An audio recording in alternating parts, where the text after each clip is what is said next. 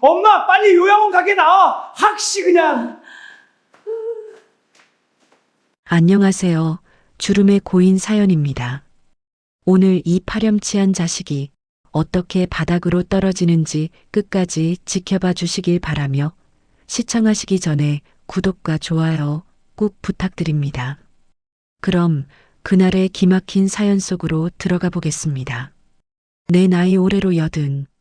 거울 속에 비친 쭈글쭈글한 얼굴과 굵은 마디가 툭툭 붉어져 나온 손을 보고 있노라면 지난 세월이 남긴 상처들이 온몸에 흉터처럼 얽혀 있는 것 같아 쓴웃음만 나옵니다.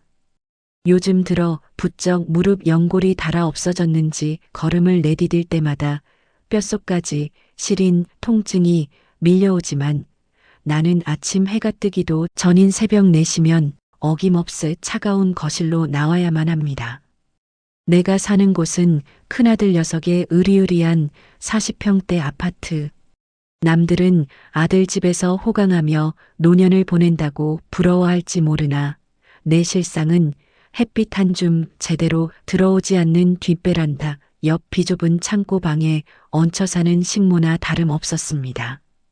무거운 몸을 이끌고 주방으로 나와 밤새 불려둔 쌀을 씻고 찌개를 끓입니다. 환풍기를 3개 틀어놓아도 방문을 열고 나온 며느리는 코부터 틀어막으며 미간을 찌푸리기 일쑤였습니다. 입 밖으로 소리내어 말하지 않아도 그 표정에서 읽을 수 있었습니다. 나에게서 지독한 노인 냄새가 난다는 것을, 그리고 이 집안의 공기를 탁하게 만드는 불청객이 바로 나라는 사실을 말입니다. 며느리는 내가 정성껏 차린 아침상은 거들떠보지도 않은 채 냉장고에서 유기농 샐러드와 빵만 꺼내 제 남편과 아이들의 입에 넣어주기 바빴습니다. 내가 끓인 된장찌개는 늘 식탁 구석에서 차갑게 식어갔고 나는 행여나 내 숨소리라도 거슬릴까봐 거실 구석에 선채로 눈칫밥을 삼켜야만 했습니다. 내 속에서 피눈물이 나는 이유는 단 하나였습니다. 지금 아들과 며느리가 누리고 있는 저 번듯한 집과 사업체가 사실은 내 피와 땀을 갈아 넣어 만든 것이기 때문입니다. 일찍이 남편을 여의고 시장통에서 생선 머리를 쳐가며 겨울이면 동상 걸린 손을 입김으로 호호 불어가며 억척스럽게 모은 돈이었습니다. 행여나 내 새끼 기죽을까봐 나는 평생 싸구려 몸빼 바지 하나로 버티면서도 아들 녀석에게는 철마다 메이커 옷을 입혔고 대학에 유학까지 보냈습니다. 아들이 사업을 하겠다고 나섰을 때도 나는 망설임 없이 평생을 바쳐 일궈온 내 작은 국밥집과 살던 집마저 몽땅 팔아 그 자금을 대주었습니다. 그때 아들은 내 2 손을 꼭 잡고 어머니 평생 호강시켜드리겠다고 눈물을 흘렸습니다. 그 눈물에 속아 남은 인생을 통째로 넘겨준 대가가 바로 베란다, 옆 찬바람 부는 창고 방과 식모살이었습니다. 사업이 자리를 잡고 아파트 평수가 넓어질수록 아들의 시선에서 나는 점점 지워져 갔습니다. 어쩌다 내가 관절염 약값이라도 몇 푼 달라고 조심스레 말을 꺼내면 아들은 바쁜 사람 피곤하게 만든다며 짜증부터 냈고 며느리는 요즘 노인네들 돈 쓸 데가 어디 있냐며 핀잔을 주었습니다. 그럴 때마다 억장이 무너져 내렸지만 갈 곳 없는 늙은이는 그저 입을 꾹 다물고 눈물을 삼키는 것 외에는 할 수 있는 것이 없었습니다. 내 발등을 내가 찍은 것이려니 이것도 어미에 엎보려니 하며 하루하루를 버텨냈습니다. 그러던 어느 날 밤이었습니다. 지독한 갈증에 잠에서 깬 나는 물을 마시러 거실로 나왔다가 안방에서 새어나오는 아들 내외의 대화를 듣고 말았습니다. 문틈 너머로 들려오는 며느리의 목소리는 차갑고 단호했습니다. 친구들이 집에 놀러 올 때마다 노인 냄새 때문에 창피해서 살 수가 없다는 불평이었습니다. 아이들 정서에도 좋지 않고 밥 차려주는 것도 이젠 진저리가 난다며 이번 주말에 당장 산골짜기에 있는 싸구려 요양원으로 나를 보내버리자는 며느리의 말. 그 말 끝에 이어진 아들의 대답은 내 심장을 갈기갈기 찢어놓았습니다. 그래, 어머니도 이제 치매기가 있으신 것 같고 거기 가면 또래 노인들도 많으니 그게 낫겠어. 내일 당장 짐부터 싸라고 말씀드릴게. 순간 눈앞이 새하얘지며 다리에 힘이 풀려 그 자리에 주저앉고 말았습니다. 나를 위해 흘리던 아들의 짐짓 슬픈 척하는 목소리, 그것은 나를 완전히 폐기 처분하겠다는 선고와 다름없었습니다. 내 모든 것을 쥐어짜 내어 먹여 살린 자식에게 나는 그저 냄새나고 귀찮은 쓰레기가 되어버린 것입니다. 소리조차 내지 못하고 맨바닥에 엎드려 밤새 오열했습니다. 당장 내일이면 나는 이름 모를 요양원 독방에 갇혀 죽을 날만 기다려야 하는 신세가 될 터였습니다. 억울했습니다. 내 청춘, 내 인생, 내 모든 것을 바친 결과가 이것이라니. 가슴 깊은 곳에서 검붉은 분노와 회한이 용암처럼 들끓어 올랐지만 가진 것 하나 없는 80살 늙은이가 할 수 있는 저항은 없었습니다. 다음 날 아침 아들은 내게 무덤덤한 표정으로 요양원 팸플릿을 내밀었습니다. 공기 좋은 곳에서 편히 쉬시라는 구역질이 날 만큼 가증스러운 위선과 함께 말입니다. 며느리는 벌써 베란다 방에서 내 낡은 짐보따리를 싸서 현관문 앞에 내동댕이 치듯 꺼내놓은 상태였습니다. 이제 정말 끝이구나. 내 인생은 이렇게 비참하게 마무리되는구나. 체념하며 낡은 코트를 걸치고 도살장에 끌려가는 소처럼 현관문을 나서려던 바로 그 순간이었습니다. 초인종 소리와 함께 우체부 청년이 숨을 헐떡이며 현관 앞에 서 있었습니다. 등기 우편이었습니다. 발신인은 적혀 있지 않은 고급스러운 금박이 입혀진 묵직하고 새까만 봉투 하나. 놀랍게도 그 봉투 겉면에는 정확히 내 이름 석자, 김수님이 적혀 있었습니다. 요양원으로 쫓겨나기 직전인 80세 늙은이에게 대체 누가 이런 편지를 보낸단 말입니까? 그리고 덜덜 떨리는 손으로 봉투를 뜯어 그 안의 내용물을 확인한 순간 나는 내 두 눈을 의심할 수밖에 없었습니다. 어머니, 고물상에서 보낸 쓰레기 같은데 그만 버리시고 빨리 나오세요. 요양원 원장님 기다리십니다. 차 막힌다고요. 현관문 밖에서 들려오는 아들의 신경질적인 목소리가 내 구분 등 위로 차갑게 꽂혔습니다. 평소 같았으면 아들의 심기를 거스를까 두려워 허겁지겁 봉투를 내팽개치고 차에 올랐을 것입니다. 하지만 내 시선은 손에 들린 까맣고 묵직한 봉투에 단단히 못 박힌 채 떨어질 줄을 몰랐습니다. 발신인 이름 하나 없이 그저 김수님 귀하라고 금박으로 또렷하게 새겨진 이 봉투. 봉투 겉면에서 풍기는 서늘하면서도 위압적인 기운이 마치 내게 마지막 동아줄을 내려주는 듯한 묘한 떨림으로 다가왔기 때문입니다. 문득 내 지난 80년의 세월이 주마등처럼 스쳐 지나갔습니다. 나는 평생을 껍데기만 남은 빈 나무처럼 살았습니다. 30도 안 된 젊은 나이에 공사판에서 남편을 잃고 핏덩이 같은 아들 녀석 하나 등에 업은 채 매서운 세상의 풍파를 온몸으로 맨몸으로 막아냈습니다. 비린내 나는 수산시장 구석에서 버려진 생선 머리와 내장을 주워다 팔며 하루를 연명했고 한겨울에는 고무장갑 하나 살 돈이 아까워 맨손으로 얼음장 같은 얼음을 깨다 손가락의 동상으로 썩어 들어가는 고통을 참아냈습니다. 내가 그 지옥 같은 삶을 버틸 수 있었던 이유는 오직 아들, 내 핏줄 하나를 번듯하게 키워내겠다는 도끼 하나뿐이었습니다. 내가 굶어 배가 등에 가죽처럼 달라붙어도 아들의 밥그릇에는 고기 반찬을 올려주었고 내 몸에서는 평생 지워지지 않는 젓갈 냄새가 진동했지만 아들의 교복에서는 늘 향긋한 비누 냄새가 나게 했습니다. 내 뼈를 깎고 살을 도려내어 먹인 그 아들이 이제는 내게서 나는 노인 냄새가 역겹다며 나를 현대판 고려장이나 다름없는 요양원으로 내쫓으려 하고 있었습니다. 인생의 허무함에 가슴 한가운데에 커다란 바람 구멍이 뚫린 듯 시려왔습니다. 대체 나는 무엇을 위해 이토록 맹목적으로 아들에게 매달렸던 것일까요? 그것은 아마도 내 삶에서 가장 찬란했고 가장 소중했던 모든 것을 한번 잃어본 끔찍한 기억 때문이었을 것입니다. 시간은 까마득한 70여 년 전, 1950년 6.25 전쟁이 터지던 그 참혹했던 겨울로 거슬러 올라갑니다. 당시 17살이던 나에게는 온 세상이나 다름없던 사람이 있었습니다. 한마을에 살던 동갑내기 태성이.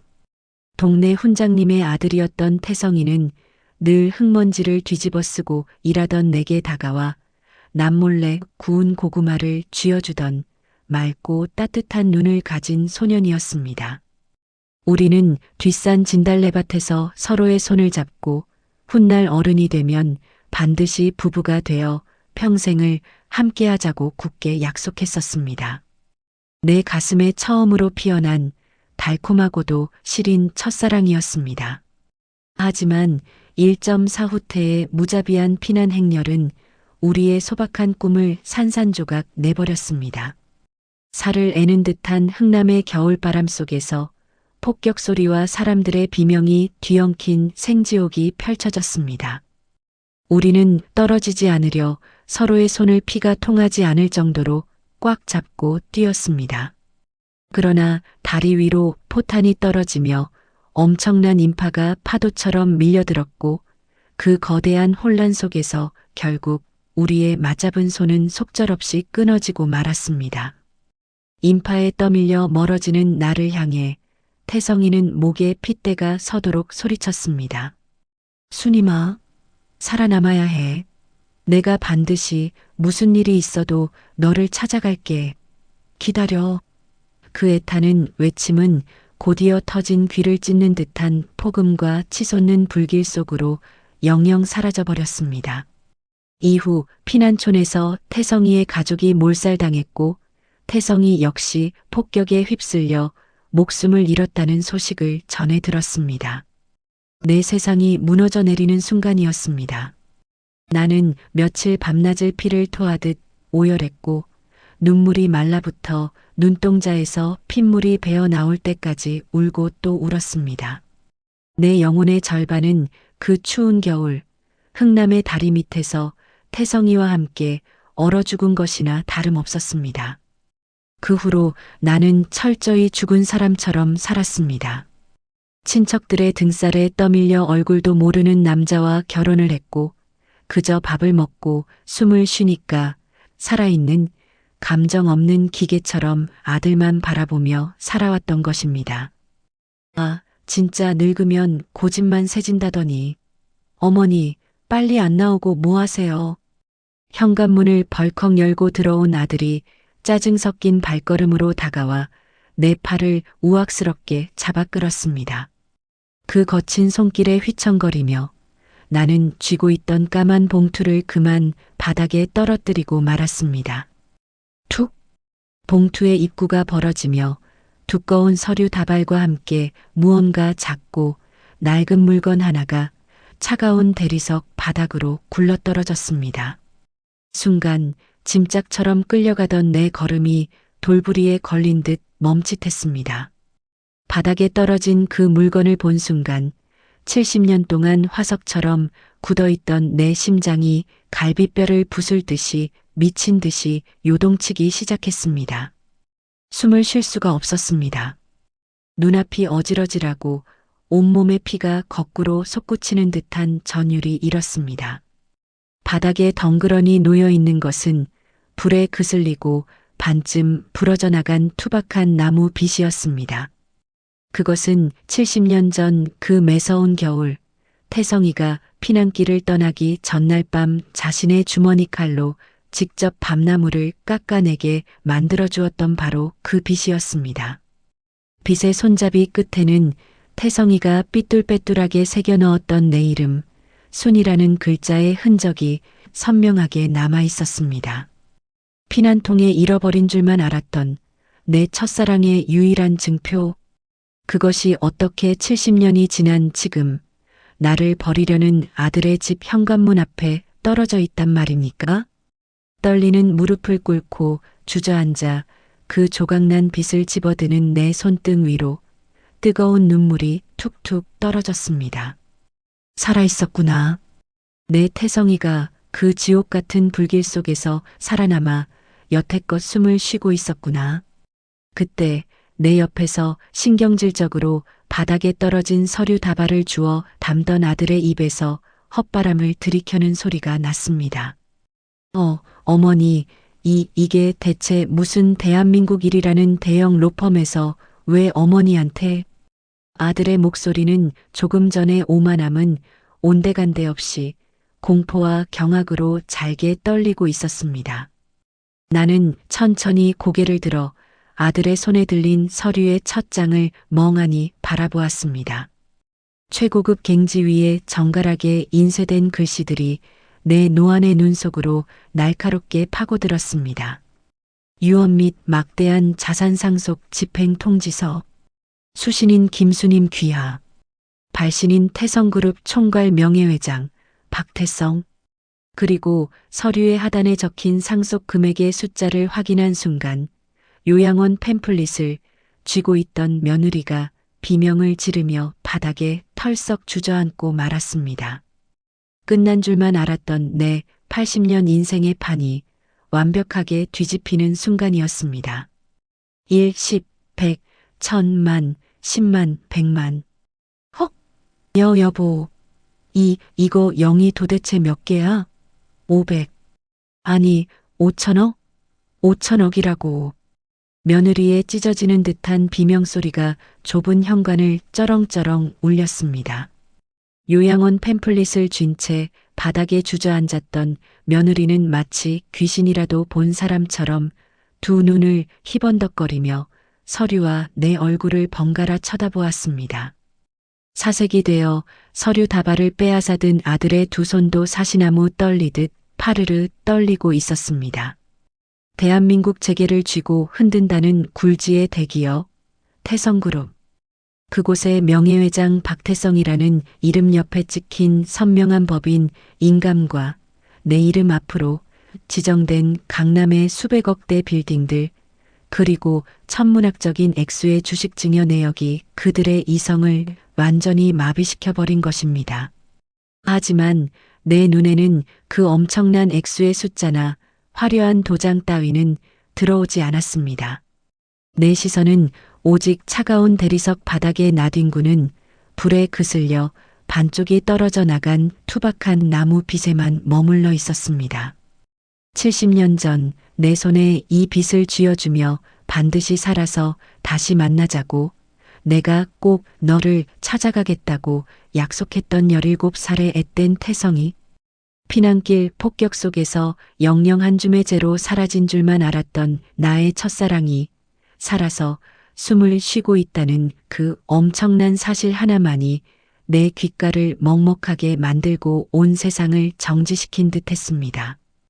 떨리는 손으로 바닥을 더듬어 그 부러진 빗조각을 품에 안았습니다. 가슴 깊은 곳에서부터 뜨거운 오열이 터져나왔습니다. 70년 동안 단 하루도 잊어본 적 없는 이름이었습니다. 가슴에 묻고 또 묻어 화석처럼 굳어버린 줄 알았던 내 청춘의 전부가 한 장의 서류와 낡은 빗조각이 되어 내 발밑에 기적처럼 당도한 것입니다. 내가 바닥에 엎드려 소리 없는 눈물을 쏟아내는 사이 내 주변의 공기는 소름이 끼칠 정도로 180도 달라져 있었습니다. 방금 전까지만 해도 내 팔을 짐짝처럼 잡아 끌며 빨리 요양원 차에나 타라고 소리치던 아들은 갑자기 내 무릎 팍 앞으로 기어 오더니 자기 셔츠 소매로 내 신발에 묻은 먼지를 닦아내기 시작했습니다. 며느리 역시 바닥에 떨어져 있던 요양원 팸플릿을 제 입에라도 쑤셔 넣을 듯이 황급히 등 뒤로 감추고는 현관 밖에 내동댕이 쳤던 내 낡은 짐보따리를 끌어안고 헐레벌떡 안방으로 뛰어 들어갔습니다. 어머니, 아이고, 이 차가운 대리석 바닥에 왜 앉아 계세요? 관절도 안 좋으신 분이. 여보, 빨리 따뜻한 꿀물이라도 타와. 어머니, 놀라셨죠? 얼른 일어나서 안방으로 가시죠. 저 요양원 미친놈들이 주소를 잘못 알았나 봅니다. 감히 우리 어머니를 모셔가려 하다니요. 아들의 그 가증스러운 목소리를 듣는 순간 슬픔과 환희로 뒤엉켜 있던 내 뱃속에서 지독한 헛구역질이 치밀어 올랐습니다. 핏줄이라는 이름이 무색할 만큼 돈 냄새를 맡자마자 파리떼처럼 돌변하는 그 얄팍하고 천박한 밑바닥을 마주하니 소름이 돋았습니다. 내가 평생 피를 토하며 헌신했던 결과물이 고작 저런 괴물들이었다는 사실에 뼈저린 환멸이 밀려왔습니다. 나는 내 팔을 부축하려는 아들의 손을 차갑게 뿌리치고 벽을 짚은 채 스스로 몸을 일으켰습니다. 그때였습니다. 열려있는 현관문 밖 엘리베이터가 열리더니 머리부터 발끝까지 각 잡힌 검은 정장을 입은 건장한 사내 3명이 집 안으로 성큼성큼 걸어 들어왔습니다. 김수님 여사님 되십니까? 대한민국 법무법인 태경에서 나왔습니다. 회장님의 특명으로 여사님을 모시러 왔습니다. 그들의 가슴팍에는 금빛 배지가 번쩍이고 있었습니다. 아들은 구세주라도 만난 듯 허리를 90도로 굽히며 비굴한 웃음을 흘렸습니다. 아이고, 제가 바로 이분, 김수님 여사님의 하나뿐인 친아들입니다. 저희가 직접 모시고 갈 테니 주소만 주시면. 아들이 호들갑을 떨며 나설 찰나 사내들 중 가장 앞에 서 있던 변호사가 아들을 투명 인간 취급하며 차갑게 말을 잘랐습니다.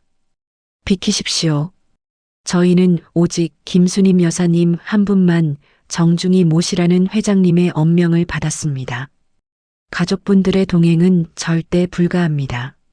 얼굴이 시뻘겋게 달아오른 아들과 며느리를 뒤로 한 채 나는 변호사들의 깍듯한 에스코트를 받으며 아파트를 나섰습니다. 아파트 입구에는 생전 처음 보는 길고 거대한 검은색 최고급 리무진이 대기하고 있었습니다. 직원이 허리를 굽혀 차 문을 열어주었고 나는 마치 다른 세계로 빨려 들어가듯 그 안락한 시트 위에 몸을 뉘었습니다. 창밖으로는 내게 매달리려다 경호원들에게 제지당해 아파트 현관에서 발을 동동 구르는 아들 내외의 우스꽝스러운 모습이 멀어지고 있었습니다. 차량이 미끄러지듯 도착한 곳은 강남 한복판에 우뚝 솟은 수십 층짜리 초고층 빌딩이었습니다. 구름을 뚫을 듯한 빌딩의 최고층, 대한민국에서 가장 비싸다는 로펌의 VIP룸으로 안내된 나는 푹신한 소파에 앉아 탁자 위에 놓인 서류들을 멍하니 바라보았습니다. 내 앞에 마주 앉은 백발의 대표 변호사가 묵직한 가죽 케이스를 열며 입을 열었습니다. 놀라셨을 줄 압니다. 이 서류는 죽은 자의 유언장이 아닙니다. 박태성 회장님께서 살아생전 자신의 모든 개인 자산 중 절반인 5천억 원 상당의 부동산과 주식을 여사님께 조건 없이 증여하겠다는 생전 신탁 계약서입니다. 숨이 턱 막혔습니다. 살아생전이라니. 그렇다면 태성이가 내 첫사랑이 지금 어딘가에서 나를 기다리고 있다는 뜻이었습니다. 70년의 세월을 뛰어넘어 나를 잊지 않고 이 엄청난 기적을 준비했다는 사실에 가슴이 터질 것만 같았습니다. 도대체 그는 지난 세월 어떻게 살아왔으며 왜 이제야 내 앞에 나타난 것일까요? 내가 떨리는 입술을 달싹이며 변호사에게 그의 행방을 막 물으려던 찰나였습니다. 대표 변호사가 안경을 치켜 올리며 전혀 예상치 못한 서늘한 한마디를 덧붙였습니다. 다만 여사님, 한 가지 치명적인 문제가 있습니다.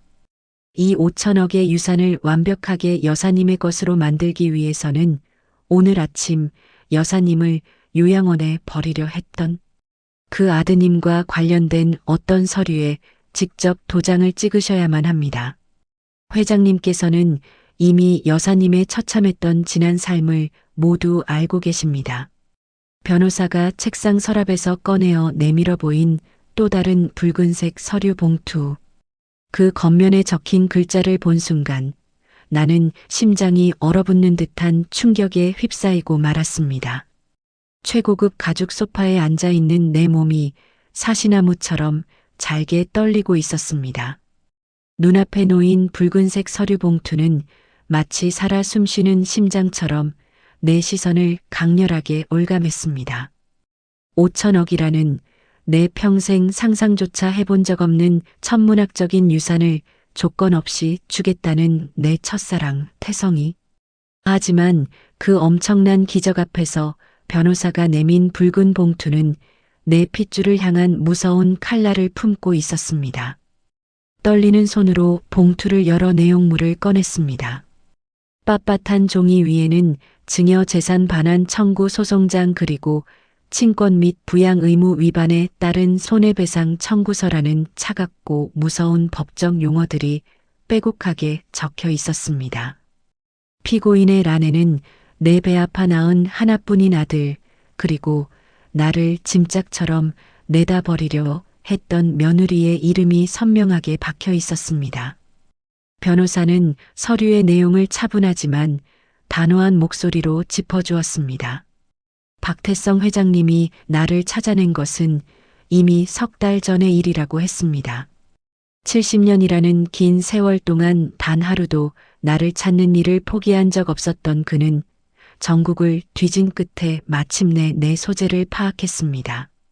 하지만 그가 마주한 현실은 참혹했습니다.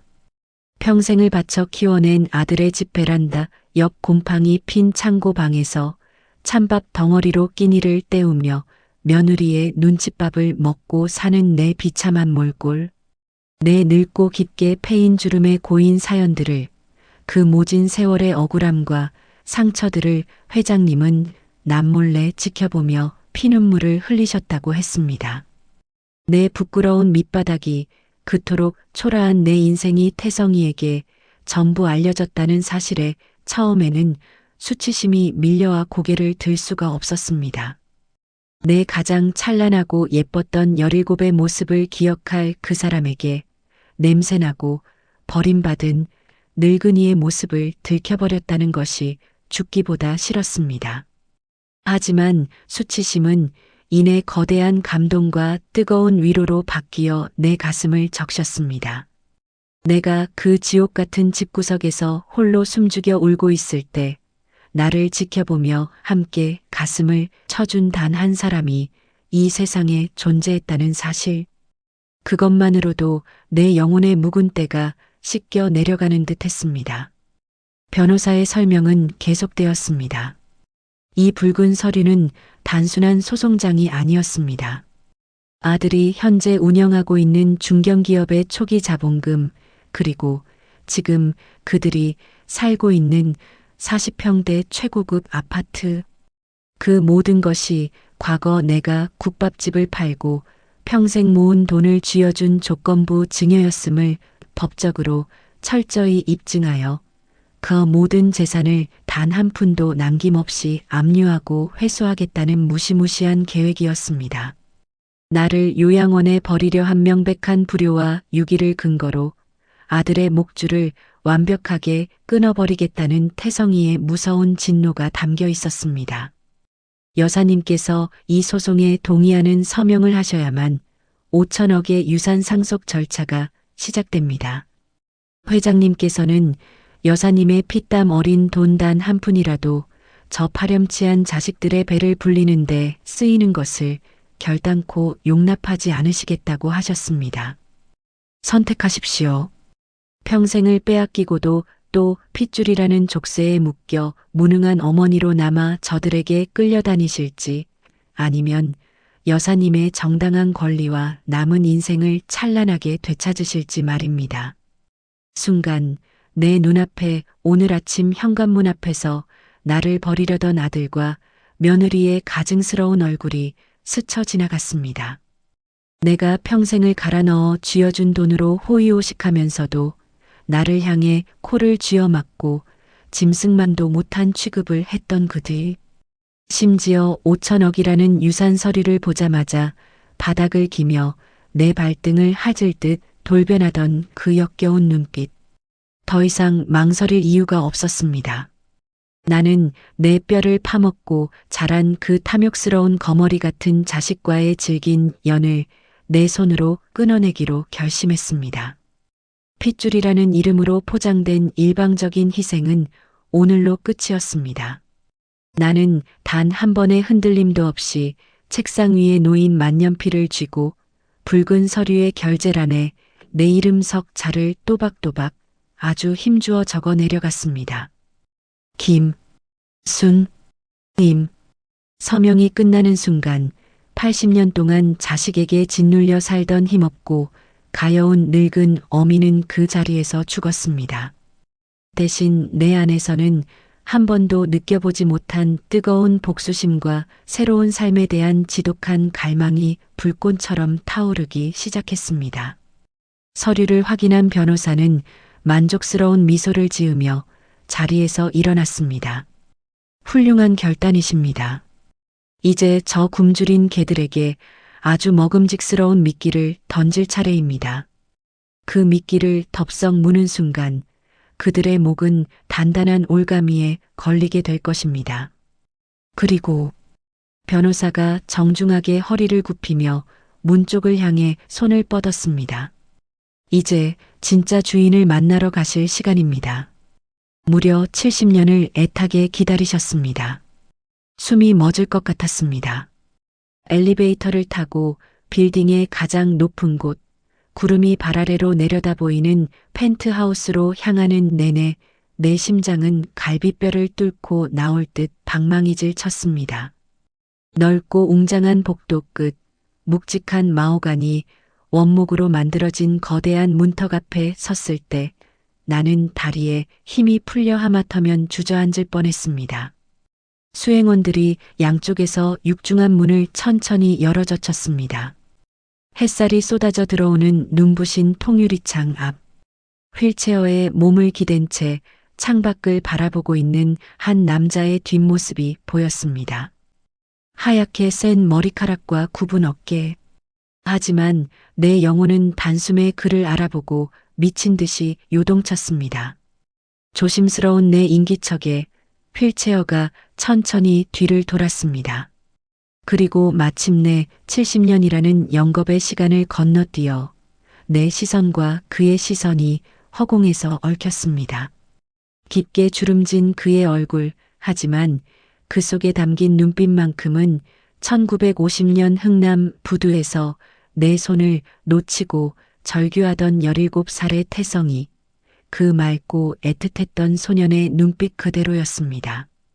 그의 떨리는 두 손에는 오늘 아침 내 아파트 현관에 떨어져 있던 반쪽짜리 나무 빛과 완벽하게 아귀가 들어맞는 나머지 반쪽에 그을린 나무 빛이 소중하게 들려 있었습니다. 순임아. 물기가 가득 뺀 쇳소리가 섞인 늙은 남자의 갈라진 목소리가 거대한 방 안을 울렸습니다. 그 한마디에 나는 그만 그 자리에 무너져 내려 아이처럼 엉엉 소리 내어 울기 시작했습니다. 나는 대리석 바닥을 짐승처럼 기어가듯 다가가 그의 휠체어 무릎 앞에 엎어졌습니다. 덜덜 떨리는 손으로 내 주머니 속에 소중히 품고 있던 반쪽짜리 부러진 나무 빗을 꺼내어 그의 거칠고 커다란 손에 들린 나머지 반쪽과 조심스레 맞추어 보았습니다. 순 그리고 임.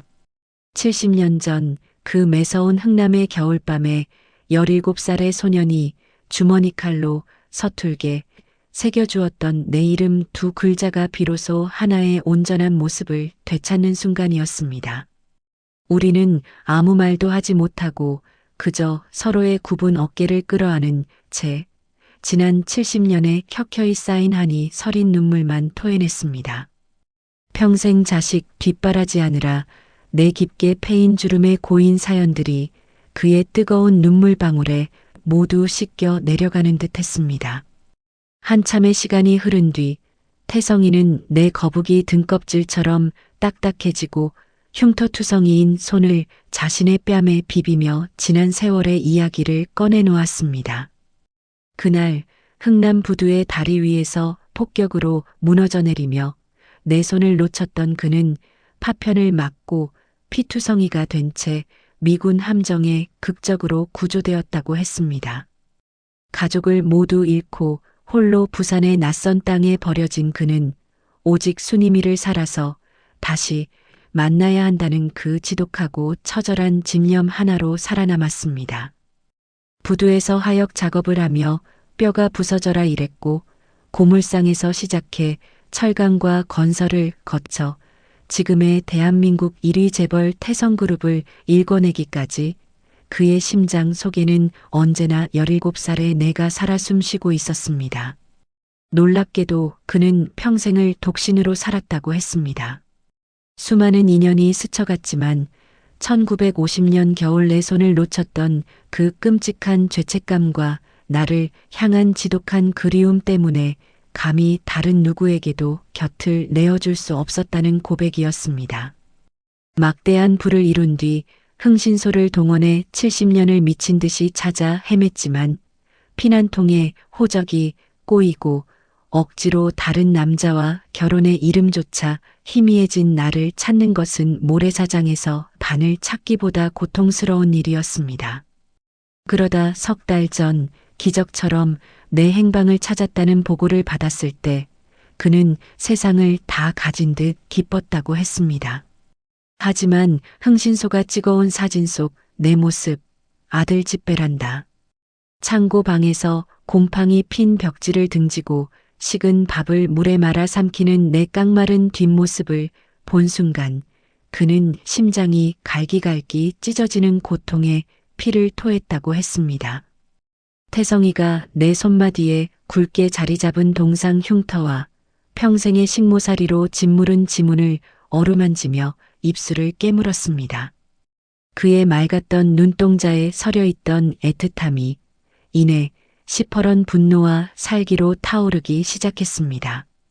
내 목숨보다 귀한 널, 내가 평생을 바쳐 찾은 내 하나뿐인 여자를 감히 그따위 버러지 같은 놈들이 짓밟아? 그의 낮고 으르렁거리는 목소리에는 대한민국 경제를 쥐락펴락하는 거물다운 맹렬한 분노가 담겨 있었습니다. 그것은 나를 향한 것이 아니라 내 피와 땀을 빨아먹고도 나를 쓰레기 취급한 내 아들 내외를 향한 거대한 응징의 선언이었습니다. 그때 밖에서 대기하고 있던 백발의 대표 변호사가 조용히 문을 열고 들어왔습니다. 변호사는 깍듯하게 고개를 숙이며 우리가 쳐놓은 덫에 굶주린 쥐새끼들이 완벽하게 걸려들었음을 보고했습니다. 내가 로펌의 리무진을 타고 떠난 직후부터 아들은 혼비백산하여 태경 로펌으로 미친 듯이 전화를 걸어대고 있다고 했습니다. 자신이야말로 김수님의 유일한 상속자이자 보호자라며 5천억이라는 유산을 관리할 대리인이 되어야 한다는 짐승만도 못한 소리를 짓거리고 있다는 것입니다. 오늘 아침까지만 해도 내게서 노인 냄새가 난다며 산골짜기 요양원 팸플릿을 내던지던 자들이 돈 냄새를 맡자마자 다시 핏줄이라는 역겨운 탈을 뒤집어 쓰고 꼬리를 흔들고 있었습니다. 태성이는 차가운 미소를 지으며 변호사에게 고개를 끄덕였습니다. 그들에게 대한민국에서 가장 비싸고 화려한 꿈을 꾸게 만들어주라는 지시였습니다. 가장 높은 곳에서 뼈도 추리지 못하게 추락시켜야만 그 고통이 배가 될 테니까요.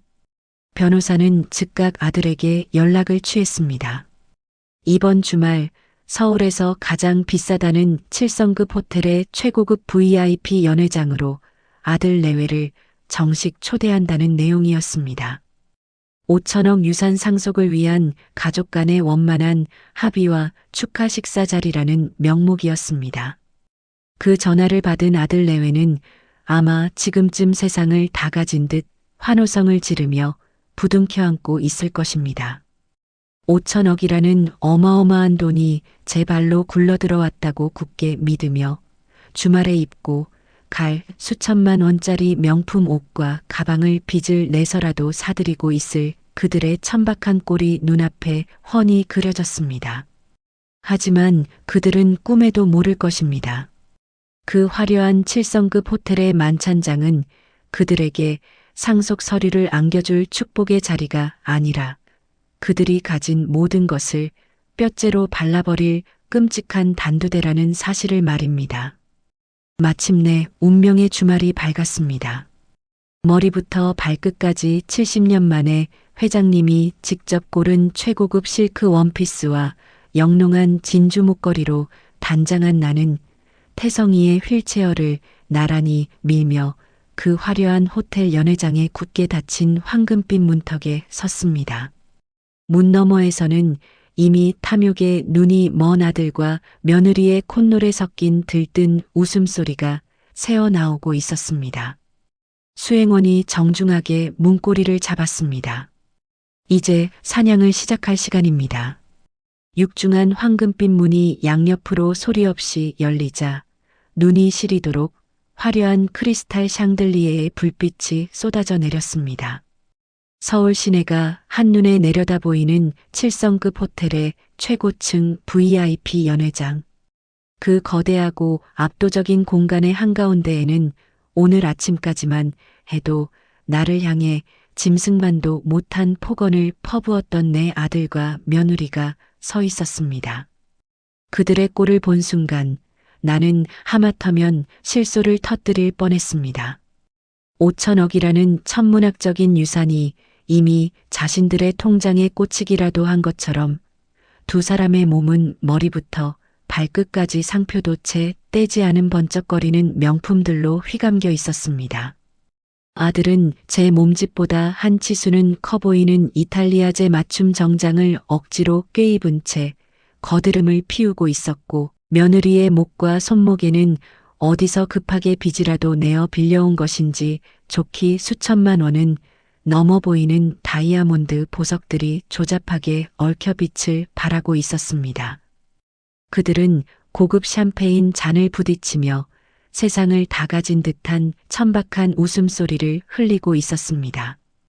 평생을 시장 바닥에서 생선 피를 뒤집었으며 그들을 먹여 살린 늙은 어미는 기억조차 나지 않는다는 듯 오직 눈앞에 어른거리는 돈다발의 환영에 취해 완전히 이성을 잃은 굶주린 상냥이 때와 같았습니다. 수행원들의 호의를 받으며 내가 태성이의 휠체어를 밀고 연회장 안으로 천천히 걸음을 옮겼을 때 샴페인을 들이켜던 아들과 며느리의 시선이 우리 쪽을 향했습니다. 그리고 다음 순간 그들의 얼굴에 떠올라 있던 탐욕스러운 웃음기가 거짓말처럼 딱딱하게 굳어버렸습니다. 그들은 나를 알아보지 못했습니다. 아니, 눈앞에 있는 이 우아하고 기품 넘치는 노부인이 불과 며칠 전까지 자신들의 집 뒷베란다 창고 방에서 쉰내 나는 이불을 덮고 눈칫밥을 삼키던 그 비참한 신모 늙은이라는 사실을 뇌가 거부하는 듯 했습니다. 내 몸을 감싼 것은 회장님이 직접 수소문에 맞춘 최고급 실크 드레스였고 동상으로 흉터가 가득했던 굽은 목에는 영롱하고 굵은 진주 목걸이가 완벽하게 나의 상처를 가려주고 있었습니다. 내 깊게 패인 주름의 고인 사연과 억울함의 흔적들은 태성이가 준비한 압도적인 부와 권력의 보호막 아래에서 완벽하게 우아한 훈장으로 탈바꿈해 있었습니다. 몇 초간의 멍청한 정적이 흐른 뒤 아들의 턱이 덜덜 떨리며 바보 같은 소리가 새어나왔습니다. 어머니, 설마 어머니 맞으세요? 아들은 샴페인 잔을 바닥에 떨어뜨리는 것도 모른 채 헐레벌떡 내 앞으로 달려왔습니다. 며느리 역시 귀신이라도 본 듯 사색이 되어 그 뒤를 허둥지둥 따랐습니다. 아들은 내 옆에서 태산처럼 앉아있는 백발의 노인, 대한민국 재계를 쥐락펴락하는 태성그룹의 박태성 명예회장을 확인하자마자 허리를 90도로 꺾으며 비굴한 아부를 쏟아내기 시작했습니다. 자신이 이 세상에서 가장 지극정성으로 늙은 어머니를 모셔온 효자 아들이며 홀어머니의 은혜에 보답하기 위해 평생을 바쳐왔다는 구역질 나는 거짓말이 아들의 입에서 청산유수처럼 흘러나왔습니다. 오늘 아침 나를 산골짜기 요양원에 내다버리기 위해 내 낡은 진보다리를 현관 밖으로 걷어차던 그 악마 같은 입술로 어쩜 저리도 천연덕스럽게 모정을 들먹이며 눈물까지 훔치는 척을 할 수 있는지. 핏줄이라는 이름이 주는 알량한 권력과 5천억이라는 돈 앞에서는 인간의 밑바닥이 어디까지 추악해질 수 있는지를 내 배 아파 낳은 자식을 통해 두 눈으로 똑똑히 확인하는 순간이었습니다.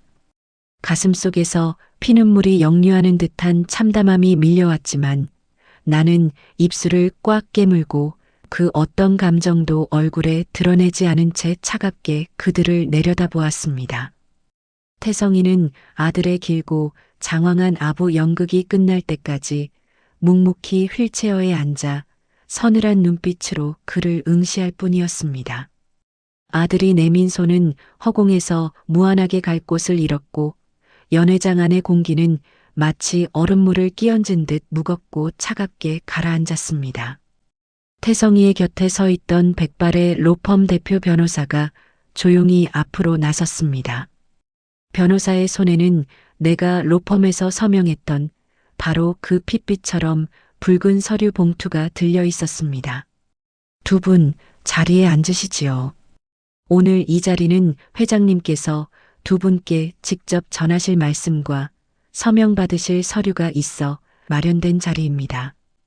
아들과 며느리는 변호사의 손에 들린 서류가 자신들에게 5천억을 안겨줄 마법의 지팡이라도 되는 양 침을 꿀꺽 삼키며 허겁지겁 최고급 마호가니 식탁 앞에 엉덩이를 들이밀었습니다. 태성이가 천천히 손을 들어 올리자 연회장 한쪽 벽면을 가득 채우고 있던 거대한 스크린이 소리 없이 작동하기 시작했습니다. 그리고 스크린에 띄워진 첫 번째 화면을 본 순간 포크를 쥐고 있던 며느리의 손이 파르르 떨리며 은식기가 접시 위로 날카로운 마찰음을 내며 떨어졌습니다. 화면 속에 선명하게 재생되고 있는 것은 다름 아닌 며칠 전 밤 내 아들의 집 거실에 설치된 홈 CCTV의 녹화 영상이었습니다. 손자 녀석이 강아지를 보겠다며 달아두었던 그 작은 카메라 렌즈가 아들 내외의 완벽한 파멸을 부르는 사신이 되어 돌아온 것입니다. 영상 속에는 한밤중 목이 말라 거실로 나온 내 구분 등 뒤로 안방문을 열고 나온 며느리가 코를 쥐어막으며 내게 신경질을 내는 모습이 고스란히 담겨 있었습니다. 이어서 며느리가 나를 향해 노인네 냄새나서 살 수가 없다. 당장 주말에 요양원에 처박아 버리자며 악다구니를 쓰는 목소리가 최고급 스피커를 타고 연회장 전체에 쩌렁쩌렁하게 울려 퍼졌습니다. 그리고 화면 속의 내 친아들은 내 가슴에 대못을 박는 그 잔인한 말에 동조하며 나를 치매 환자로 몰아세우는 소름 끼치는 대화를 이어가고 있었습니다. 영상 속에서 힘없이 바닥에 주저앉아 오열하는 내 늙고 초라한 뒷모습을 지켜보던 태성이의 굵은 핏대가 목덜미에 팽팽하게 솟아올랐습니다. 그의 커다란 주먹이 휠체어의 팔걸이를 부서져라 쥐고 있었습니다. 얼굴이 잿빛으로 변한 아들은 의자에서 튕겨나갈 듯 벌떡 일어나 변호사를 향해 손사래를 치며 더덩거렸습니다. 오해라느니 영상이 조작되었다느니 하는 구차한 변명들이 개구리 울음소리처럼 튀어나왔습니다. 하지만 태성이는 더 이상 그 쓰레기 같은 변명을 들어줄 인내심이 남아있지 않았습니다. 내 목숨보다 귀한 여자의 피와 살을 뜯어먹고 자란 기생충 같은 놈들. 지옥의 밑바닥에서 긁어올린 듯한 태성이의 낮고 서늘한 분노가 연회장을 무겁게 짓눌렀습니다. 내 놈들이 내 여자를 버리려 했던 그 대가가 무엇인지 오늘 내 놈들의 살갑과 뼈로 똑똑히 새겨주마. 변호사가 붉은 서류 봉투에서 문서를 꺼내 아들의 눈앞에 거칠게 내던졌습니다. 그 서류의 맨 윗줄에 붉은색 굵은 글씨로 적힌 증여 재산 전액 환수 및 손해배상 청구라는 단어를 읽어 내려가던 아들의 두 눈동자가 공포와 경악으로 찢어질 듯 커지기 시작했습니다. 증여 재산 전액 환수라니요. 손해배상이라니. 이게 도대체 무슨 헛소리입니까? 최고급 마호가니 식탁 위에 내동댕이 쳐진 붉은 서류를 집어든 아들의 두 손은 경련을 일으키듯 파르르 떨리고 있었습니다. 금방이라도 눈알이 튀어나올 듯 서류와 내 얼굴을 번갈아 보며 악을 쓰는 아들의 목소리는 이미 공포에 질려 짐승의 쇳소리처럼 갈라져 있었습니다. 며느리 역시 사색이 된 얼굴로 아들의 어깨 너머로 서류를 훔쳐보더니 다리에 힘이 풀렸는지 털썩 소리를 내며 바닥에 주저앉고 말았습니다. 그녀의 목에 걸려있던 조잡한 다이아몬드 목걸이가 바닥에 부딪혀 우스꽝스러운 소리를 냈지만 연회장 안에 그 누구도 그녀에게 신경 쓰지 않았습니다. 태성이 곁에 조각상처럼 서 있던 백발의 대표 변호사가 안경을 치켜 올리며 얼음장같이 차가운 목소리로 사형 선고를 내리기 시작했습니다. 법률상 부담부 증여라는 것이 있습니다. 30년 전 김수님 여사님께서 평생 피땀 흘려 일군 국밥집과 전셋집을 처분하여 피고인에게 건넨 사업 자금 5억 원, 그리고 현재 거주 중인 40평대 아파트의 매입 자금.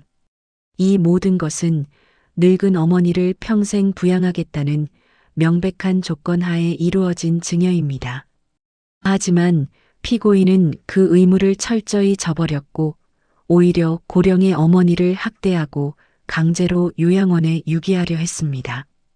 방금 보신 CCTV 영상과 저희 로펌이 지난 석 달간 수집한 수백 장의 증거 자료들이 그 끔찍한 폐륜을 완벽하게 입증하고 있죠.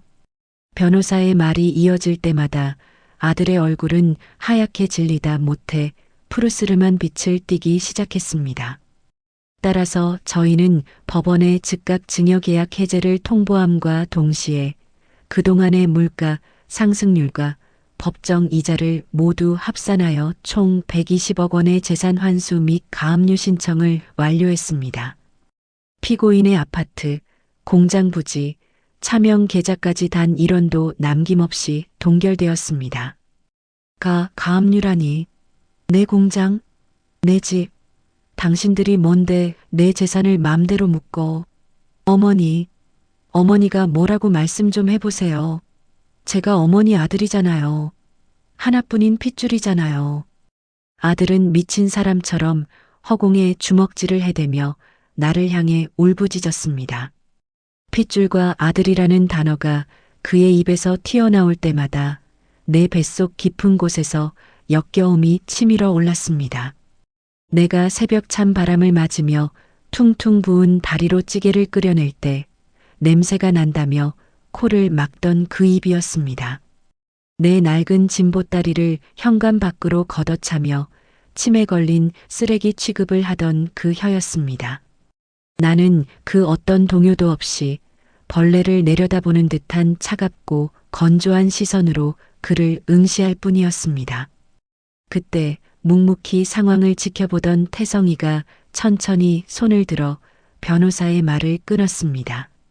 70년의 세월을 뛰어넘어 나를 위해 복수의 칼춤을 추기로 작정한 내 첫사랑의 눈빛은 거대한 포식자의 그것과 같았습니다. 고작 120억 환수 정도로 저놈들이 흘린 눈물이 진짜라고 믿는 건 아니겠지. 내 여자의 눈에서 피눈물을 뽑아낸 대가로는 너무 가볍지 않은가. 태성이의 나지막한 지시에 변호사는 즉각 휴대전화를 꺼내 어디론가 전화를 걸었습니다. 스피커폰 너머로 다급한 목소리가 연회장에 울려 퍼졌습니다. 네, 회장님. 지시하신 대로 피고인의 회사와 맺은 모든 하청 계약을 현 시간부로 영구 파기했습니다.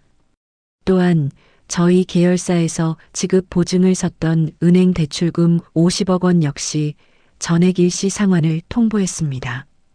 이미 부도 처리 절차에 들어갔습니다. 그 순간 아들의 양복 주머니에서 미친 듯이 전화벨이 울리기 시작했습니다. 전화를 귀에 가져다 댄 아들의 손이 덜덜 떨리더니 이내 휴대전화가 바닥으로 속절없이 떨어졌습니다. 전화기 너머로는 사장님, 거래처에서 다 끊겠대요. 은행에서 압류 딱지 붙이러 사람들이 몰려왔습니다. 우리 완전히 망했어요.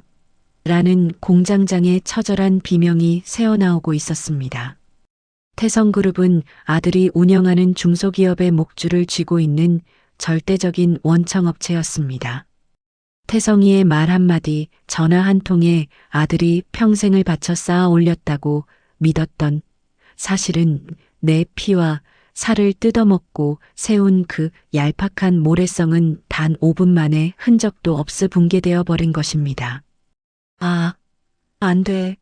내 돈, 내 공장, 내가 어떻게 키운 건데. 아들은 바닥을 뒹굴며 머리카락을 쥐어뜯었습니다. 바닥에 주저앉아 있던 며느리는 그제야 사태의 심각성을 깨달은 듯 짐승처럼 무릎으로 기어 완의 드레스 자락을 미친 듯이 부여잡았습니다. 어머니, 제가 잘못했어요. 제가 죽일년입니다.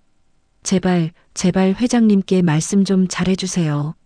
이러다 우리 식구 다 길거리에 나앉게 생겼어요. 네. 우리 불쌍한 손자들 얼굴을 봐서라도 제발 한 번만 용서해주세요. 가짜 다이아몬드 목걸이가 바닥에 긁히며 내는 기괴한 소리와 함께 며느리가 내 발등에 눈물 콧물을 쏟아냈습니다. 아들 역시 내 바짓가랑이에 매달려 개처럼 엎드려 빌기 시작했습니다. 그들의 꼴을 내려다보는 내 가슴 속에서는 그동안 나를 옥죄고 있던 엄이라는 이름의 무거운 쇠사슬이 툭 하고 끊어지는 맑은 소리가 들려왔습니다. 평생을 나 자신을 지우고 주름에 고인 사연들을 눈물로 삼키며 희생했던 지난날에 대한 완벽한 보상. 그것은 5천억이라는 돈이 아니라 내 목을 조르던 이 거머리 같은 인연을 내 손으로 직접 끊어내는 벅찬 해방감이었습니다. 나는 내 드레스를 쥐고 있는 며느리의 손을 구둣발로 차갑게 쳐내며 80년 인생에서 가장 또렷하고 서늘한 목소리로 입을 열었습니다. 내 핏줄은 오늘 아침 현관문 밖으로 내 진보다리가 내동댕이 쳐지던 순간에 이미 끊어졌다. 길거리에 나앉든 굶어 죽든 이제 너희들의 몫이다. 평생 내 등골을 빼먹었으니 남은 인생은 죗값을 치르며 바닥을 기어다니거라. 나의 단호한 선고가 떨어지자 대기하고 있던 건장한 경호원들이 산채로 지옥에 떨어진 듯 절규하는 아들과 며느리의 뒷덜미를 짐짝처럼 움켜쥐었습니다. 끌어내. 내 여자의 시야에서 저 쓰레기들을 당장 치워버려. 태성이의 마지막 명령과 함께 두 사람은 처절한 비명을 지르며 연회장 밖으로 질질 끌려나갔습니다. 닫히는 문틈 사이로 빚더미에 앉아 영원한 나락으로 떨어지는 그들의 마지막 몰골이 사라지는 순간 내 가슴 속에 응어리져 있던 70년 묵은 체증이 마법처럼 씻겨 내려갔습니다. 텅 빈 연회장 안 태성이가 자신의 휠체어를 내 곁으로 당기며 거칠고 따뜻한 손으로 내 손을 꽉 맞잡았습니다. 순임아, 이제 구더기들도 다 치웠으니 내가 너를 위해 준비한 진짜 선물을 보러 가지 않겠니? 연회장의 육중한 황금빛 문이 굳게 닫히고 짐승처럼 바닥을 구르며 울부짖던 아들과 며느리의 처절한 비명조차 완벽하게 차단되었습니다. 고요해진 복도에 서서 굳게 닫힌 문을 가만히 응시하던 나는 80년 평생 단 한 번도 느껴보지 못한 기이할 정도의 평온함을 느꼈습니다. 가슴 한구석을 짓누르고 있던 거대한 바위덩어리가 통째로 뽑혀나간 듯 숨을 들이쉴 때마다 맑고 서늘한 공기가 내 폐부를 가득 채웠습니다. 그날 이후 태성이의 최고급 펜트하우스에 머물며 전해 들은 자식들의 몰락은 나의 상상을 초월할 정도로 무자비하고 철저했습니다. 120억 원에 달하는 증여 재산 환수와 가압류는 그저 신호탄에 불과했습니다. 태성그룹 법무팀의 치밀한 회계 감사 결과 아들이 운영하던 중소기업에서 수십억 대의 조세 포탈과 하청업체 대금 횡령 정황이 낱낱이 드러난 것입니다. 아들은 하루아침에 빈털터리가 된 것도 모자라 검찰의 포토라인에 서야 하는 신세로 전락했습니다. 며느리 역시 자신을 떠받들던 가짜 부자 친구들에게 돈을 빌리려다 철저히 외면당했고 살던 40평대 최고급 아파트마저 경매로 넘어가 당장 길거리에 나앉게 되었습니다. 결국 두 사람이 쫓겨나듯 기어 들어간 곳은 햇빛 한 줌 들지 않는 변두리 달동네의 곰팡이 핀 반지하 단칸방이었습니다. 며칠 전까지만 해도 내게서 노인 냄새가 난다며 코를 쥐어막고 나를 뒷배란다 창고 방에 구겨 넣었던 그들이 이제는 자신들이 버렸던 늙은 어미와 똑같은 처지가 되어 지하의 악취를 맡으며 살아가게 된 것입니다. 하늘의 그물은 성긴 듯해도 결코 빠져나갈 수 없다는 옛말처럼 뿌린 대로 거둔 완벽한 인과응보였습니다. 내 깊게 패인 주름의 고인 사연들, 밤마다 소리 죽여 삼켜야 했던 그 억울한 눈물들이 마침내 완벽한 형태의 죗값이 되어 그들의 목을 졸라매고 있었습니다.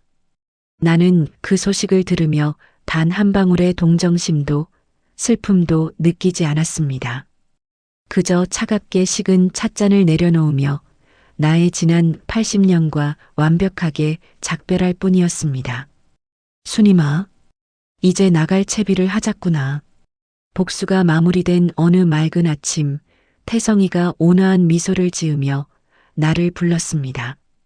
복수심에 불타던 서늘한 회장님의 얼굴은 온데간데 없이 내 앞에는 다시 17살에 다정했던 첫사랑 소년이 미소 짓고 있었습니다. 태성이의 전용 헬기를 타고 서울을 벗어나 한참을 날아간 우리가 도착한 곳은 끝없이 푸른 바다가 내려다 보이는 동해안의 어느 거대한 산자락이었습니다.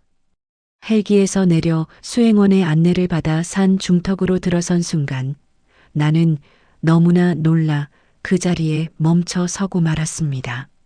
내 시야를 가득 채운 것은 산등성이를 붉게 물들인 수만 송이의 진달래 꽃밭이었습니다.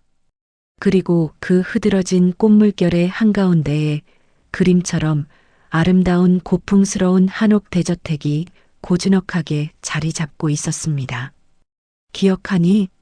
70년 전 우리 마을 뒷산 진달래밭에서 내가 나중에 크면 꼭 크고 멋진 기와집을 지어서 너를 평생 호강시켜 주겠다고 약속했던 거.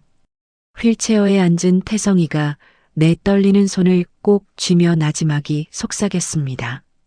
태성이는 나를 잃어버리고 피땀 흘려 돈을 모으기 시작했던 그 순간부터 이 산을 통째로 사들여 수십 년에 걸쳐 진달래를 심고 가꾸어 왔다고 했습니다. 내가 언제 돌아올지 몰라. 내가 돌아오면 언제든 가장 아름다운 꽃망울을 터뜨릴 수 있도록 평생을 바쳐 이 거대한 약속의 동산을 만들어 놓은 것입니다. 5천억이라는 차가운 돈의 액수보다 내 잃어버린 청춘과 사랑을 고스란히 되돌려주기 위해 바친 그의 70년 세월이 내 가슴을 미어지게 만들었습니다. 우리는 한옥 저택의 너른 대청마루에 나란히 앉아 진달래꽃 향기를 품고 불어오는 바닷바람을 맞았습니다. 내 인생에 다시는 봄이 오지 않을 줄 알았는데 가장 처참하게 버려졌던 80의 나이에 내 세상은 온통 눈부신 붉은 봄빛으로 물들어 있었습니다. 그런데 완벽한 평화에 젖어 있던 그 순간 저택의 경호실장이 굳은 표정으로 다급하게 대청마루로 뛰어 올라왔습니다. 회장님, 여사님, 죄송하지만 정문 쪽에 문제가 생겼습니다. 경호실장이 내민 태블릿 PC의 CCTV 화면을 본 순간 따뜻했던 내 심장이 차갑게 얼어붙는 듯 했습니다. 산자락에는 언제부턴가 굵은 빗줄기가 쏟아지고 있었고 저택의 거대한 철문 앞 진흙탕 속에는 짐승처럼 엎드려 울부짖는 두 사람의 인형이 보였습니다. 온몸이 진흙투성이가 된 채 철문을 머리로 들이받으며 살려달라고 악을 쓰는 아들과 며느리였습니다. 어떻게 여기까지 알고 쫓아왔는지 그들은 마지막 동아줄이라도 잡으려는 듯 처절하게 매달리고 있었습니다. 하지만 내 시선을 사로잡은 것은 빗속을 뒹구는 그 파렴치한 자식들이 아니었습니다. 두 사람의 등 뒤에서 얇은 교복 하나만 입은 채 사시나무처럼 떨며 비를 맞고 서 있는 깡마른 소년. 그 아이는 다름 아닌 내 15살짜리 친손자였습니다. 아들과 며느리가 나를 구박할 때마다 부모 몰래 내 창고 방문 틈으로 따뜻한 배지밀 한 병을 몰래 밀어 넣어주곤 했던 유일하게 다정했던 핏줄. 그 악마 같은 자식들이 차마 내가 외면하지 못할 유일한 약점인 어린 손자마저 반지하 방에서 끌고 나와 자신들의 고기 방패로 세워둔 것입니다. 화면 속에서 비에 흠뻑 젖은 채 벌벌 떠는 손자와 눈이 마주친 순간 내 주먹이 파르르 떨리기 시작했습니다. 거대한 저택의 철문방, 하늘에 구멍이라도 뚫린 듯 쏟아지는 폭우 속에서 내 아들은 짐승처럼 울부짖고 있었습니다. 그 옆에는 가짜 명품마저 다 팔아치웠는지 후줄근한 티셔츠 차림의 며느리가 진흙탕에 얼굴을 처박고 있었습니다. 하지만 펜트하우스의 거대한 스크린을 통해 내 시선이 가닿은 곳은 빗물인지 눈물인지 모를 물을 뚝뚝 흘리며 사시나무처럼 벌벌 떨고 있는 깡마른 내 15살짜리 손자의 얼굴이었습니다. 아들은 제 자식의 가녀린 목덜미를 우악스럽게 짓누르며 억지로 진흙바닥에 대가리를 박게 만들고 있었습니다. 내가 뒷베란다 창고 방에서 숨죽여 올 때 부모 몰래 따뜻한 배지밀 한 병을 내 거친 손에 쥐어주며 할머니 아프지 마세요라고 속삭이던 유일하게 내 주름에 고인 사연을 위로해 주었던 착한 핏줄. 그 어린 것을 지옥의 구렁텅이에 빠진 애비 애미가 자신들의 목숨을 연명하기 위한 고기 방패로 끌고 아이 속에 세워둔 것입니다. 순간 내 안에서 일말의 동정심이나 망설임 따위는 완전히 증발해버렸습니다. 핏줄에 대한 미련이 아니라 인간의 탈을 쓰고 제 자식마저 생존의 도구로 팔아먹는 저 악마 같은 것들을 향한 걷잡을 수 없는 살기가 온몸의 혈관을 타고 역류했습니다. 내 곁에서 묵묵히 스크린을 지켜보던 태성이 역시 턱관절이 붉어지도록 이를 꽉 깨물고 있었습니다. 그의 커다란 손이 내 떨리는 어깨를 단단하게 감싸쥐었습니다. 그것은 내 어떤 결정이든 완벽하게 지지하겠다는 무언의 약속이었습니다. 우산 챙겨라. 나가봐야겠다. 나의 차갑게 가라앉은 목소리에 대기하고 있던 경호원들이 일사불란하게 움직였습니다. 태성이의 휠체어를 나란히 밀며 저택의 현관을 나서자 산을 타고 내려오는 거센 비바람이 뺨을 때렸습니다. 수십 명의 경호원들이 거대한 검은 우산들을 펼쳐들고 우리를 철문 앞까지 호위했습니다. 철창 너머로 내 모습을 확인한 아들은 구세주라도 만난 듯 눈을 희번덕거리며 철창살에 매달려 미친 듯이 소리를 질러댔습니다. 어머니, 어머니, 제발 살려주세요. 저희 진짜 죽게 생겼어요. 어머니, 우리 민수 보이지 않습니까? 어머니가 제일 예뻐하시던 내 새끼, 어머니 장손 민수요. 애비 애미가 길바닥에 나앉아서 이 어린 것이 굶어 죽게 생겼다고요. 핏줄이잖아요. 어머니 손자잖아요. 한 번만, 딱 한 번만 용서해 주시면 평생 어머니 발가락 핥으면서 개처럼 살겠습니다. 며느리 역시 철창 사이로 손을 뻗어 내 구두코라도 잡아보려 허우적거리며 악을 썼습니다. 자신들의 죄를 뉘우치는 기색은 단 한 톨도 없이 오직 나를 흔들기 위해 아들의 이름을 무기처럼 휘두르는 그 역겨운 입술을 보며 나는 구역질이 치밀어 올랐습니다. 나는 경호 실장에게 턱짓으로 굳게 닫힌 철문의 잠금 장치를 풀 것을 지시했습니다. 육중한 철문이 끼기익 소리를 내며 아주 미세하게 사람 한 명이 겨우 통과할 만큼만 열렸습니다. 아들과 며느리의 얼굴에 찰나의 환희가 스치며 닫히는 문틈으로 대가리를 들이밀려던 순간이었습니다. 앞장선 건장한 경호원들이 거대한 장벽처럼 두 사람의 앞을 가로막고 가차없이 그들의 어깨를 발로 걷어차 진흙탕 속으로 다시 뒹굴게 만들었습니다. 그리고 경호원 중 한 명이 철문 밖에 서서 두려움에 떨고 있던 손자 민수의 팔을 낚아채어 순식간에 철문 안쪽, 즉 내 품으로 끌어당겼습니다. 할머니, 진흙과 빗물로 범벅이 된 채 내 품에 안긴 손자가 짐승처럼 울음을 터뜨렸습니다. 나는 입고 있던 최고급 캐시미어 쇼를 벗어 덜덜 떠는 아이의 어깨를 단단히 감싸 안았습니다.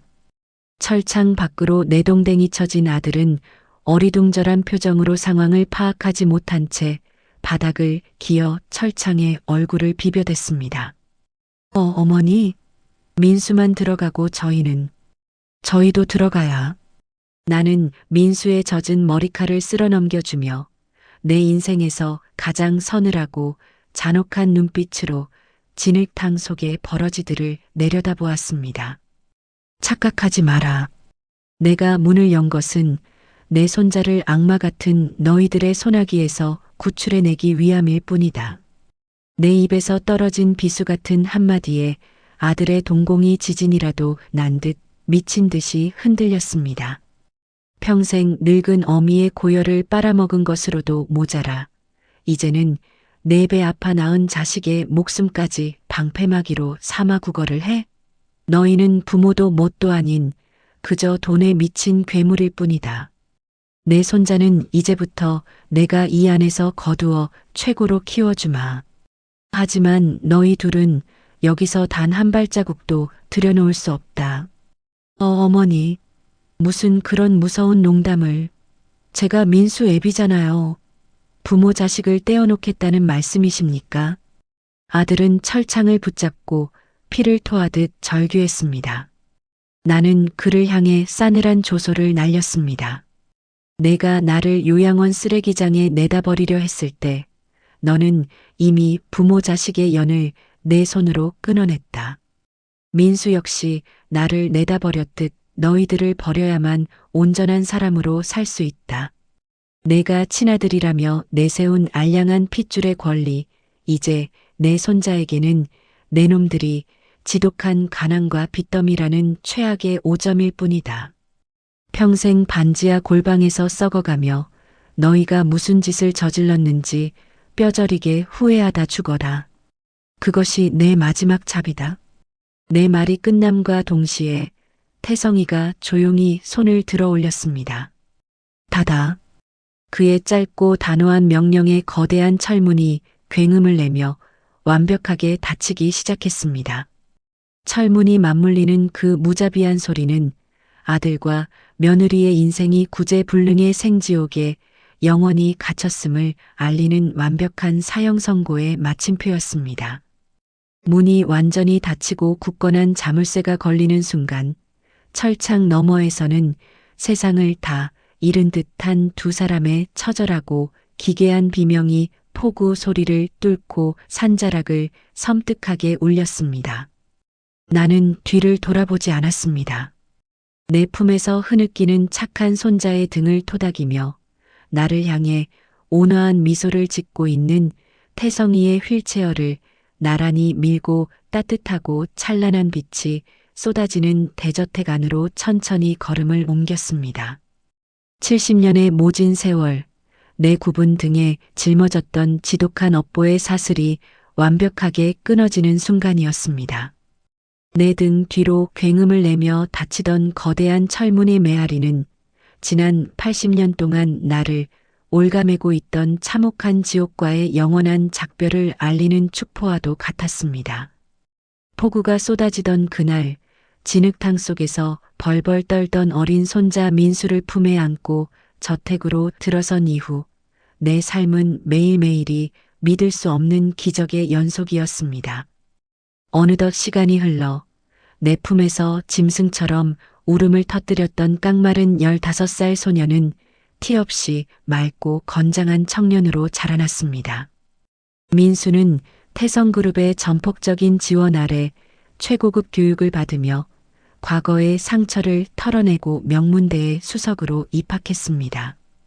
태성이는 핏줄이 섞이지 않았음에도 불구하고 민수를 친손자 이상으로 끔찍이 아꼈고 민수 역시 자신을 방패막이로 쓰려 했던 생부모의 끔찍한 기억을 지운 채 태성이를 친할아버지처럼 따르며 우리 두 노인의 삶에 비타민 같은 웃음을 채워주었습니다. 가끔씩, 아주 가끔씩 태성이의 비서실장을 통해 그들의 소식이 들려오곤 했습니다. 한때 으리으리한 40평대 아파트에서 유기농 샐러드를 씹으며 내게 노인 냄새가 난다며 코를 막았던 내 아들과 며느리. 120억의 전 재산을 환수당하고 수십억의 빚더미에 앉은 두 사람은 햇빛 한 줌 들지 않는 변두리 반지하 셋방에서 서로를 저주하며 하루하루를 연명하고 있다고 했습니다. 아들은 막노동판을 전전하다 허리를 다쳐 폐인처럼 술에 의지해 살아가고 며느리는 싸구려 식당 주방에서 하루 종일 남이 먹다 남긴 음식물 쓰레기를 치우며 쉰내 나는 몸으로 한탄만 쏟아낸다는 소식이었습니다. 밤마다 곰팡이 핀 벽을 사이에 두고 서로의 탓을 하며 물건을 집어 던지고 짐승처럼 싸워댄다는 그들의 말로는 굳이 내 손을 더럽히지 않아도 하늘이 내린 완벽하고도 지독한 천벌이었습니다. 그 구역질 나는 소식을 들을 때마다 나는 조용히 차를 마시며 미소 지을 뿐 단 한 자락의 동정심도 내어주지 않았습니다. 그들은 내 인생에서 완벽하게 지워진 길가의 버러지보다 못한 존재가 되었으니까요. 복수와 인과응보가 끝난 자리에 남은 것은 오직 나를 향한 태성이의 지독하리만치 깊고 따뜻한 사랑뿐이었습니다.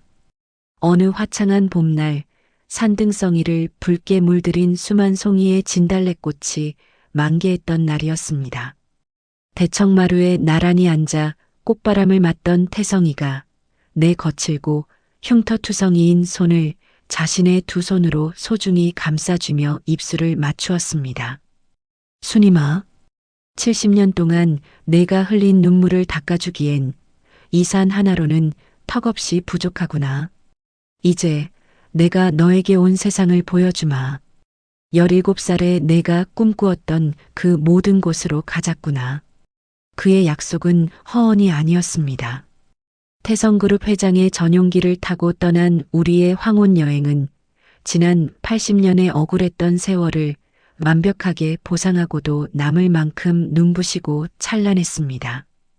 우리는 스위스의 만년설 위에서 따뜻한 코코아를 마셨고 지중해의 에메랄드빛 바다를 가르는 초호화 크루즈의 갑판 위에서 서로의 허리를 끌어안고 석양을 바라보았습니다.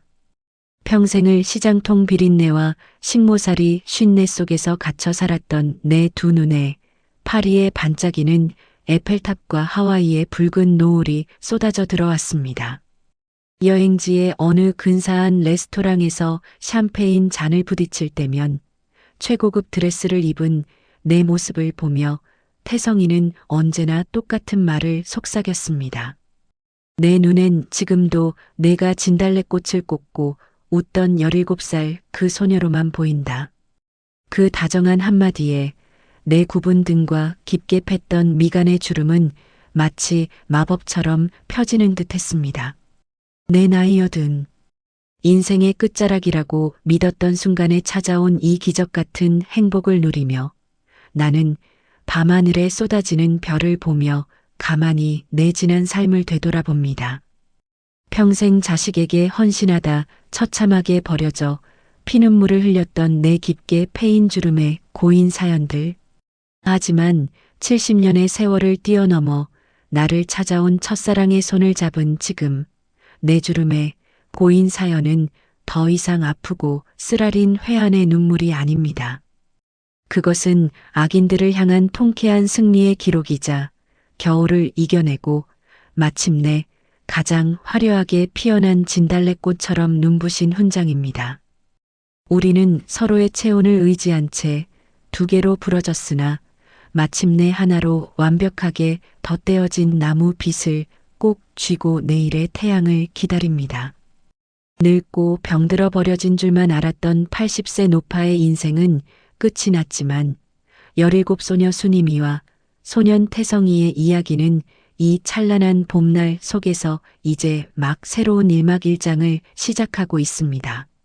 내 인생의 가장 눈부신 진짜 봄은 80이 되어서야 비로소 시작되었습니다. 오늘 사연 어떠셨나요? 굽이진 세월 속에서 남몰래 흘린 눈물이 언젠가는 찬란한 봄꽃으로 피어날 수 있다는 따뜻한 위로가 되셨기를 바랍니다. 시청자 여러분의 삶에도 늘 따뜻한 볕이 들기를 기원하며 오늘 이야기가 속 시원하셨다면 잊지 마시고 구독과 좋아요 꾹 눌러주세요. 다음 시간에도 우리네 삶의 애환을 어루만지는 주름의 고인 사연으로 찾아오겠습니다. 늘 건강하시고 평안하십시오.